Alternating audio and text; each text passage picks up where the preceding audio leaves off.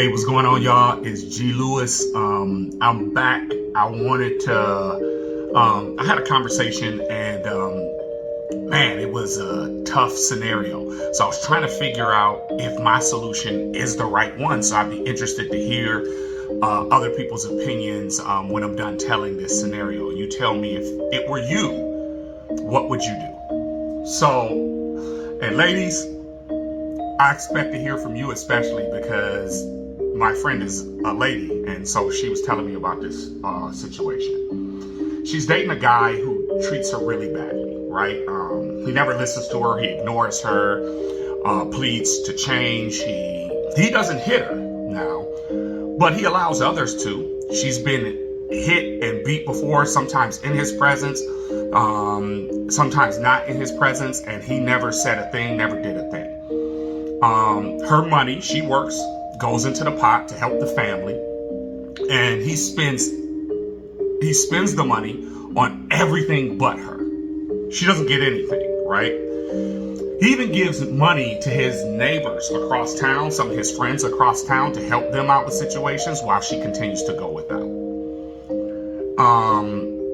She told me she was hoping that they would get married someday, but she admits that he says enough to keep her present, but almost never follows through on his promises. Now, she could go back to her last boyfriend, but I'm going to be honest with you, the way she described him, he's even worse. He did everything this last dude did, except the verbal abuse was worse. And he used to call her animal and brutalize her and like constantly. So what I noticed was the ex-boyfriend ruled her with fear. The current boyfriend rules her with deceit. So I'm curious, ladies, if this were you, and fellas, I'll take your advice too. If you saw this happening, what would you do? Would you pull your family member or friend or whatever aside and talk to them? What suggestions would you give them? Like, what would you do? She asked my advice, and I told her, before you try to fix the issue, because for some reason, I noticed you're convinced that there are only two choices.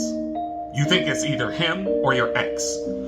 The sooner that you realize that your choices are limitless, is when you will find the best solution for you to deal with this situation. The next thing I said is, next, focus on the person, not the image. Yeah, it looks good to be loyal to someone. Yeah, it looks good to be able to say, I'm in a relationship with someone. But they need to give what you give. You're more focused on the relationship looking good instead of being good. And I honestly think my friend is afraid that if she messes this up, her only alternative will be the ex. Once you break that mental hold over you, then you can make a decision based off what's best for you first. Now, this is what I said. This was my suggestion. I'm interested to hear yours. And I'm pretty sure a lot of people are probably like, girl, dump that dude, leave that dude, don't keep messing around with that dude. Like, there are plenty fish in the sea, like, girl, you need to heal. You need to get yourself together. Like, there are other choices. There are other options. And you know what? I would agree with all of those assessments. And it makes me wonder, Black community, why when it comes to politics, do we pledge loyalty to a party instead of making sure that the person we vote for is as true as us as we are to them? I mean, go back and read through this story and tell me the scenario does not fit the Black community being the female in this scenario and the boyfriend being the Democratic Party. Like, be honest.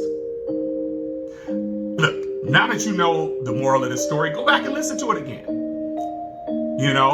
Because we got to change the way we think. We've been given an endless amount of credit to that party. How long is it going to take before we finally ensure that we collect what we're owed? They remind me of the friend that you loan money to that always says, trust me, I got you, trust me. But we always walk away and our pockets are still short what we were owed. That also shows a lack of respect, by the way. You don't value my investment enough to keep your word. You ever heard the statement, why buy the cow if you can get the milk for free? Now, I'm not saying anybody's a cow, but that statement does make a lot of sense. What is the definition of insanity? I got taught a long time ago, the definition of insanity is doing the same thing over and over and expecting a different result. We've been doing it this way for a while.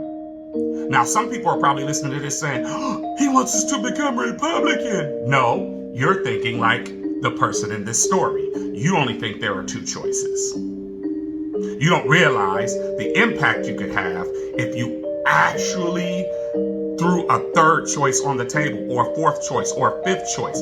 Both parties want you to believe that you have nowhere to run to. But the reality is the people control the government, not the government controlling its people. And the sooner we realize that, the sooner we stop being afraid and being dependent on them to do what we should be doing, the better off we'll be. So, I'm G. Lewis. Tell me what you think, and